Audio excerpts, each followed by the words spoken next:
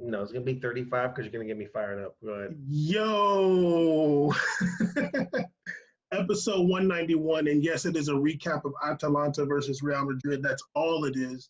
Oh, maybe we'll also mention the Man City with the Gladbach score. But Caesar's got his Gundam shirt.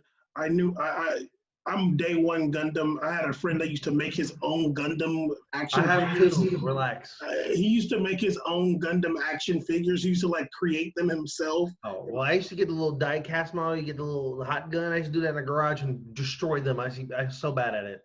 So if anybody was thinking Caesar was some hood gangster, no, he was a nerd. That's part of my juvenile program. And the episode 191, 9 away from 200, and we still here, unfortunately. Literally, welcome to the best Real Madrid match coverage that you're going to find anywhere. Literally, there's a whole damn platform dedicated to Real Madrid. We're so much better than them. Let me see if they replied to them flex tweets. I was no, they didn't. Of course not. And they were even doing a haterade during the game, like, wow, you're like really dedicated to this hate. Yeah, because he's a fan. That's why. That's how fans act. You're not a real analyst. You're just a fan with a platform. But anyway, episode 191, Atalanta versus Real Madrid. It was pretty interesting to see. Well, obviously, Real Madrid's dealing with a lot of injuries right now, but Isco and Vinicius Jr. did start up top with your boy Asensio. I put before the match that we cannot have a Varane mistake. Like I'm like this is one we can't afford. Yeah, I'm like, if you do it this match, like if you did like then they're really gonna start talking about you. Like because then that transfer value goes down. No play. Yeah, because Varane is a very good player. He's had some blunders. And he just and they just happen to be like critical moments. They do. And also, it's almost made me already get a scouting report for him forever now. Like I have Ron assessed forever. He will always be the best number 2 center back. He'll always be the best number 2. He can never be that primary. Like if you have a team and you have a worse center back name, it's like ugh. But if he's like next to Van Dijk or Sergio Ramos, another guy like that, then he's like really awesome to have because he's athletic. He does a lot. But if you're just putting all his shoulder, it's iffy sometimes in those critical moments, and that could be hating, but that's how I feel. And I felt when I saw lineup, I was like, oh God, please. I was like, well, it's okay. Nacho can just make up for all the mistakes. so what you're implying is, with him paired with Nacho's kind of taking the lead. I mean, yes, I would expect that. Like Nacho's more of a captain to me than Varane, and of course, like Varane has been in the team a long time too. But I just see Nacho's more seasoned. He's seasoned. He's played multiple positions. He has call-ups to also a very large Spanish, one of the best teams in the world too for international wise. So I just kind of see him as a seasoned vet who's also like a shorter, athletic version of kind of Varane, like more athletic than him too. Like he can go around more because he's shorter and faster. So yeah. Yeah, it's funny because like throughout the match, you kind of see that as well. But let's start from the beginning of the match. There wasn't a whole lot going on, but I'm going to do it anyway. 9th minute, I put that Vinicius Jr. caught a foul close to the box. I think Toni Kroos shot it. Either way, it didn't do anything. Early on, Duvan Zapata for Atalanta was defending pretty deep. I've seen him expending a lot of energy to get back and defend. He looked exhausted. Yeah, he was running around a lot. And I'm like, I mean, I'm sure you're in great shape, but that's a big old body, man. Like, yeah, I mean, you can be in shape all you want, but it's like especially when he got subbed out or whatever, like later on, he was like drenched in sweat. I'm like, dude, you've been grinding out there. Jesus Christ, only 33rd minute. Yeah. It's interesting how much they're asking of him. I couldn't tell if he was hurt or not because like before that he was like laying down. They had they should have him wrapped up with ice on his knee. Gotcha. Okay. On his left knee, I think, got injured. Okay. 13th minute. There was so many good defensive plays by Nacho. I wrote down every one. There was like so many though. They were fun too. They were fun. Yeah. He's fun to watch. I was like, oh, he's like a little missile. And you can kind of see that he's got because he got injured. I want to say that was last season. he got injured, and when he came back, it was still like he wasn't like back to his self really. But this match, I felt like I was like, okay, that's the Nacho that I'm used to seeing, honestly. Agreed. He looked a lot more confident in his tackling. Yeah, like remember when he did his hair different and then he got hurt, and it was like, see, dog, you trying to be fancy. This fool got Probably got himself a new thing. Was out here trying to be young, just swagging on him like Tim Duncan did, trying to get some dreads or something out of nowhere in lineups. I mean, it's funny because I remember like we were literally the only platform that would ever talk about Nacho, and I remember like whenever this was mentioning Nacho a bunch to Drake Cordero from BN, and then like he ended up talking about Nacho too, or like on the air. But I remember one time, like, because Nacho's not like a big player by any means. I was like, I wonder, like, Nacho probably got like this fool got like 1 million. I was like, damn. 1 million followers? Oh, yeah.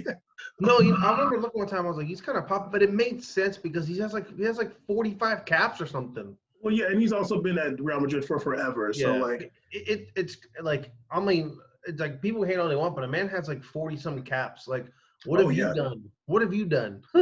Like, yeah, absolutely. He's legit. Like, and he's just on Real Madrid. If he was anywhere, if he was like on Real Sociedad's whole career, he'd be like a club legend. If he was on, and especially watching him tackle today, I was like, imagining, especially when you made that EPL reference in the chat, if he was like on some like Man U team, they'd be like doing a whole song about him because he's such a warrior out there, and that speed will sneak up on you. Ask a Boomerang what that speed do. Literally, Nacho would be like, I'm not even exaggerating. He would be as good as Van Dijk in EPL. Honestly, if he was bigger, he'd probably be the best defender in the whole planet. Like if he was able to carry that athleticism to like even like a taller height, I'm not saying he's short. If he was just like big like Van Dijk, you'd be like, this is the best defender in the world. Well, he's like the same size as Sergio Ramos. Like him and Sergio Ramos are pretty much the same size. Like if anything, Sergio Ramos might be like 1 inch taller than Nacho, but they're like the same. Nacho was like 5'11" or something. I mean, Sergio Ramos is like 6 feet, maybe 6'1". Like they're not like so different in size, but even Van Dijk's like like Van Dijk's like 6'4". Yeah, that's big. Sergio Nacho's 5'11", yeah. Yeah, I think Sergio Ramos is listed at 6 feet. I mean, he's probably 5'11" too. They're like the same size though. They're the same build too. Oh, yeah. Like. Yeah, you're right. I guess Sergio just looks bigger, but I'm maybe he's just wider framed. Yeah, I mean, but their build is similar, so like. Yeah, it could just be like also the body too. Like someone can have longer legs and look taller than a person. Like, yeah, I get it. Like, I'm not saying he's short or anything, but I'm saying if he was like Van Dijk size, he'd be like ridiculous. Yeah, the thing is with Van Dijk, I don't necessarily feel like his height is what helps him in EPL. I just feel like. Well. I don't think his height hurts. No, it doesn't hurt him. It doesn't hurt him. But I just feel like it sucks because I haven't watched him in a while. He's been hurt for a minute. He's back. I feel like what helps him the most with his height. I mean, what I really feel, although we're way off topic, but here we go. I feel like with Van Dijk, he's intimidating because of his height. And he's like pretty like big too. He's a big dude. Like, he's built. Yeah. I think like that size like makes him like that frame. Yeah. It's just you don't want to go over there, kind of, you know. And he has that closing speed too, which is kind of wild. And that's the thing. Like he doesn't have like that like burst, but he has like the closing speed. But like you don't even hardly ever see him running super fast like that. Because also when he was there, like Liverpool was like dominating everybody, so like. He never really had a whole lot to do. He just always got the damn ball all the time. It was so annoying. Like, that ball never passed him. But I feel like he was like sometimes when there's like a big mass over there, he's like, okay, like let me just stay away from that area, kind of. Exactly, and that's why I think Nacho's so good. Like people always talk about, oh, Liverpool could get these players or whatever, they could get this and that. I'm like, dog, if Liverpool got like a Nacho next to Van Dijk, they don't even know how ridiculously good they'd be. That'd be such an annoying team to go against. Like he's one of those guys where like you put him next to any top tier center back, that's a ridiculous back line. And I feel like he positions too. I feel like if I feel like he hurt his position today till Ramos gets back. Yeah, I feel like I would imagine teams have like inquired about him, but I just feel like he doesn't want to go. Yeah, true. He should turn it down. I mean, what did Modric say? Modric said like he'll literally take whatever pay cuts necessary to stay on the team. I was like, I mean, it is what it is, man. You probably living good, dog. You're probably living good. They get those free Audis every year. I mean, life is really good right now. Yeah, he's He's probably like taking what? some L's, but the crib is probably nice. His kid's probably so deep into school over there, it's ridiculous. Yeah, he's probably like, why would I go to England, dude? I Like, mean, he's so Spaniard, it's ridiculous. Like it's literally he went to like academy there. Like it's yeah, just probably his whole family lives in the city, all that. So I yeah. don't. His brother scored that penalty for Cadiz against Barcelona too. It's the same thing when people talk about like some of the English players just never leaving Premier League. It's the same thing, dude. Same thing applies to Spain. There's people that just have there's no incentive for them to leave, especially when they're the biggest club on the planet. Like why? So I go suffer and get paid more and suffer at Newcastle. I don't want to do that, dog. I want to stay here. Okay, let's get back into the match. Yes.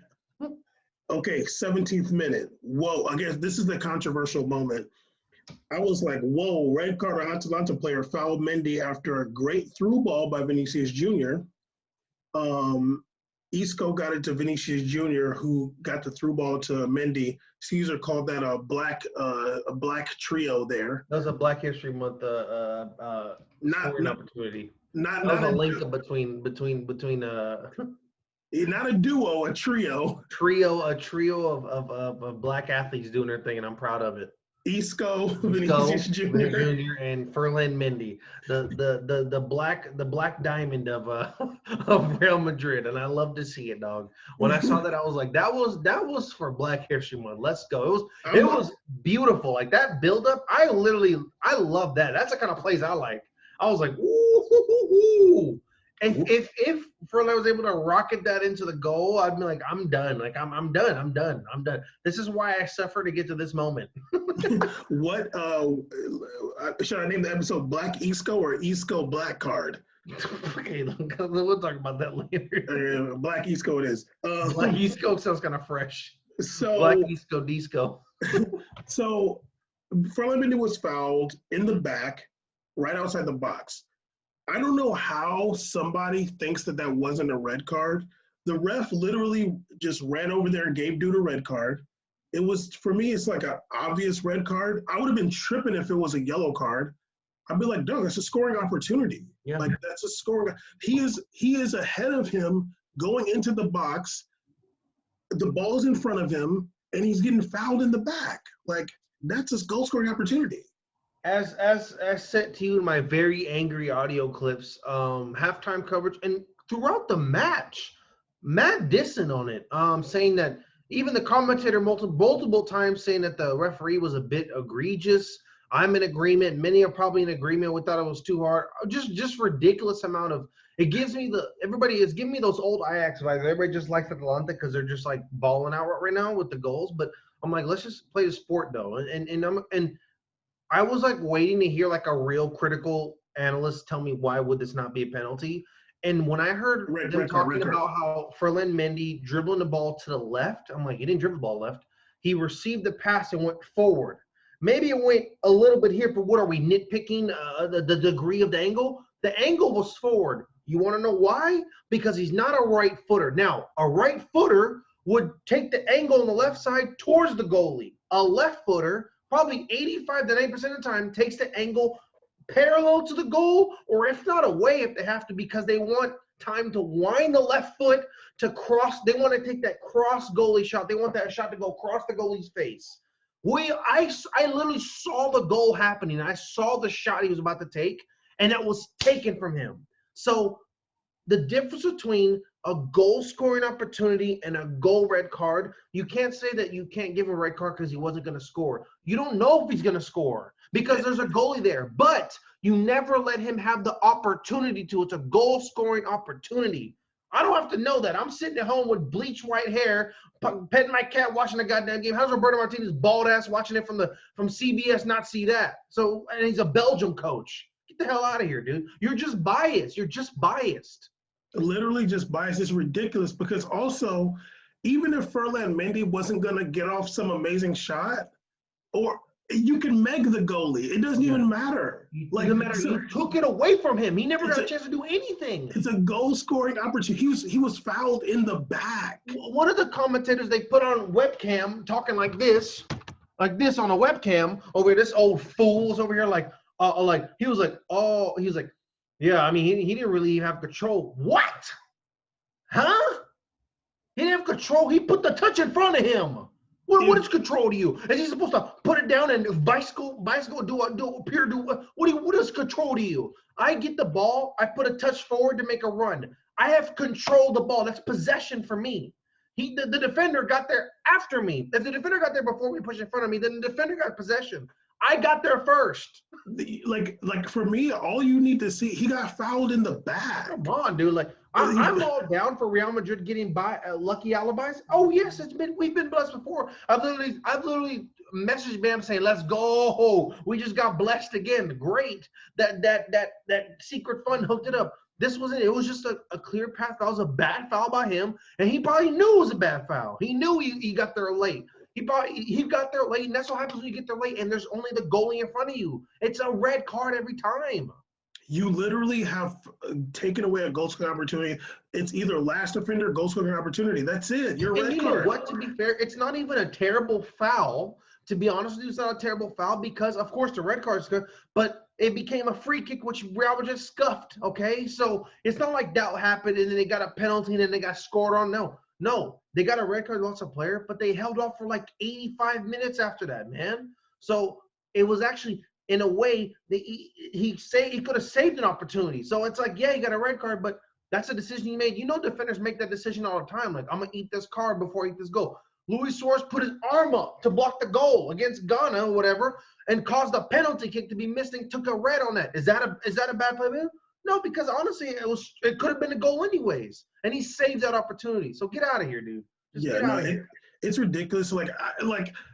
It just sucks that they're so biased because I'm like, dude, like when I saw him, like that's a red card, dude. Like that's a red card, dog. If Nacho did that to Atalanta and then we got a red, I'm like, yeah, dog. I mean, they're gonna call that, chief. Yeah, exactly. I'm like, yo, they're gonna call that. They're gonna call it. I'm mad you did that. They're gonna call it. Yeah, literally, I'll just be like, yeah, dog. Like that's a red card because I want that red card if I'm the attacker. Yeah, and it's like all that matters is like the dude could have shot the ball. So that's a goal scoring opportunity, especially right there. It's not like you're at the halfway line. Oh, it's a red card. Get out of here. Okay, so that red card happened and everybody's tripping. I don't know the dude's name, Frailer or something like that. 23rd minute, I put that Isco up until that point had taken like 4 or 5 hits in the back trying to like get the ball. And I'm like, dog, just fall down. I can tell that like Isco's coming back from something or just getting his running legs under him a little bit because I could tell on some of those impacts, like it looked like he kind of mistimed like the time to release maybe before he was waiting too long. Well, he didn't control him, but he kept he's getting hit in the back. And I'm like, can you just fall down? Yeah, and I'm not saying like I think Isco played very good. Like I think he did his job. I'm saying like, you know, when someone's just played like 20 games this year, like that timing is different than someone that's just kind of got their first start in a minute. I think a little bit of like just a little bit is there, like a little bit of just more form is coming. But like I thought he played really well, honestly. And I wish he kind of fell on those harder so he gets up. But he was kind of falling a lot too, and he was all damn scuffed up when he was on his jersey. Well, there were those ones, like he wasn't able to control those passes, but it's just like he keeps on getting hit. And I'm like, you got to fall down, dude. Like they're running into your back, man. Take that little player advantage to your side. Like use that. But that's the thing, like he's strong and like he's like eating it. He has a really good balance. Like he looks like he's hard to trip or something. He's like good balance. Yeah, but whatever. 23rd minute, Casemiro got a yellow card. And he's out for next leg. Yep. 25th minute, Nacho made a great run. He said, I'm so sick of y'all just passing this ball around. He's like, give me the rock. He weaved in there, did a little move. Yeah. Got that ball in his left foot. Now, granted, he kind of was falling and it like flew like that one Ronaldo shot that time. But I was on top of this couch jumping. I was like, ah! I was like, okay, big Nacho, okay. Yeah, you almost let it slip. I was like, you might as well be playing center mid for us. Now let's go. Oh, he could do it. But the shot went wide. It did get a little wide. Very wide. I got another good defense by Nacho in 28th minute. 29th minute, it looked like Zapata was hurt. Pasalic came on for Zapata 30th minute. I put after that, Real Madrid's having a lot of trouble breaking Atalanta down. I also put like they're really missing Benzema a lot. Like he's Yeah. really just like the key to the offense. Yeah. And I wouldn't blame them for that. Like I wouldn't think like, oh, Real Madrid should be better than to like rely on this player a lot, because that happens with any team. Like you have a really good player, like the best player on the team, who's not just like who contributes going forward and will drop back, and pass the ball around very well. And I miss I that mean, player. it goes to be said. I mean, I wanted my sentiment with this match was just hopefully we don't eat any away goals. That's what I just wanted to happen for Real Madrid. Like when you're watching, it was capped to kind of have Isco as his false nine. To be honest with you, it was just like he almost dropped back more and it became more four in the middle than it did two. And then just kind of had Vinicius like, and in a sense, he alternating runs diagonally across that. But the problem with that is that there's nobody central. There's no one central for the link up. There's no one central that if you're making a run and the defender goes and follows, there's no one that's a pillar in the middle that's open as a result of that switch. It's just nothing. So it just people follow, it's fine because the hole is empty, but there's no one in the hole anyway. So it just and that's why it became kind of boring. Sometimes it can be frustrating. Even when I'm watching, I'm like, oh, that sucks. They don't have like someone central. And yeah, like you could tell they were really missing him. I mean, he would have definitely been an excellent addition to this game. Even There with was these, it would have been really fun to watch like all those guys kind of doing work because they were kind of putting in a little work there. Vinicius started playing really good. Like he gets feet under him. It was oof. uh, there was no crosses either. You know what I mean? I That's mean, the who did issue cross too. for Isco? Exactly. It's like there's no crosses I mean, coming you in. got a couple header goals. Don't sleep though. True. But it's like, damn, dude, like you got the ball wide. It's like, okay, That's but like you're not. Real Madrid's pinnacle offense is their crosses. They love doing crosses, and they're not doing none of Yeah, them. it was very obnoxious at some points. There was some close chances though. But anyway, halftime it goes in 0-0. I was like, let's see what Zidane can kind of like get out of them coming into the second half. There were some good chances early in the second half. Um, they were close, like to the like shots close to the goal, but they just end up usually getting deflected. I put that they need to put Mariano in 55th minute. I thought that too. I was like, when we getting the trader? Yeah, we need somebody to like kind of come in and play that central role. He came in the 57th minute for Vinicius. Um, yeah, whatever. I put that Asensio was actually losing the ball a lot in the second half too. He was. I think he was actually looking little tiger. He's doing a lot of running in the first half. Yeah, he was. He was like doing a lot of crossing over and stuff like that. Like crossing the ball. He has a really good switch, by the way. I like his switch passes. He does really good on the switch passes. Everybody on Real Madrid is good. It's ridiculous.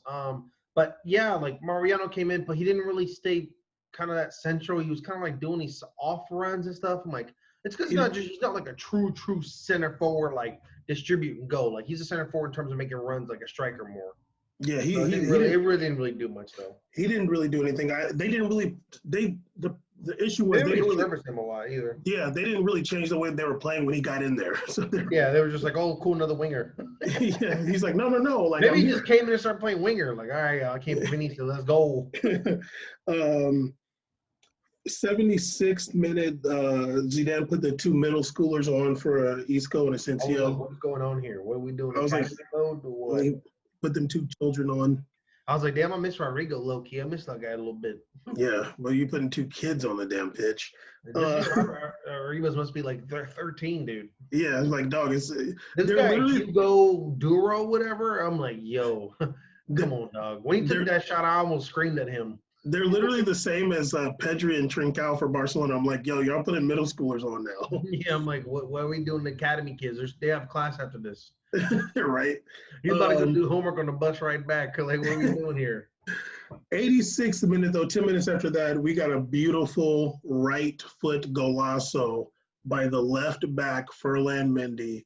I mean, Jesus Christ, dude. Like, it was a corner. They just kind of got it over to him. He teed it up on his right foot.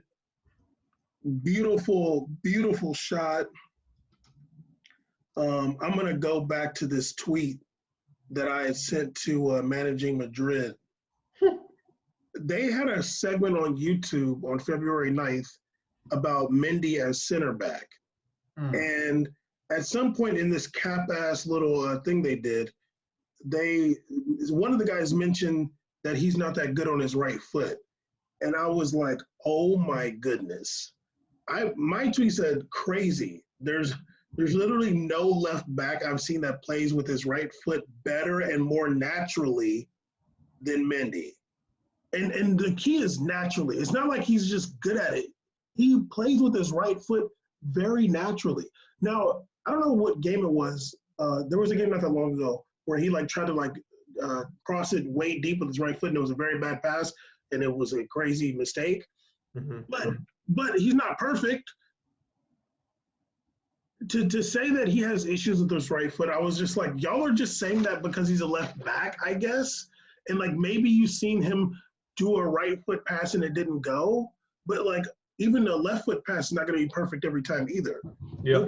But like when he uses his right foot, like you don't ever see Jordi Alba use his right foot the way that Mendy does. Like Mendy squares his body and uses his right foot effortlessly. And to even mention him having issues, somebody with issues on their right foot would not do what they did today.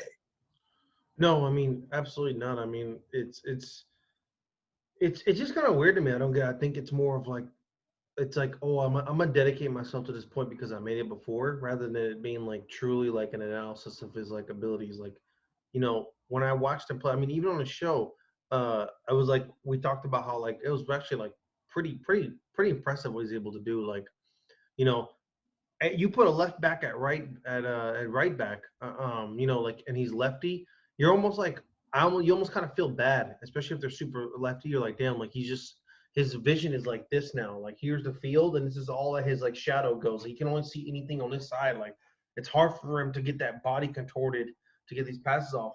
And even throughout the game, he does right passes all the time. Like I saw him do a few. Like it's just like if it's here, he'll go this way or he'll go this way. Like it doesn't really matter to him.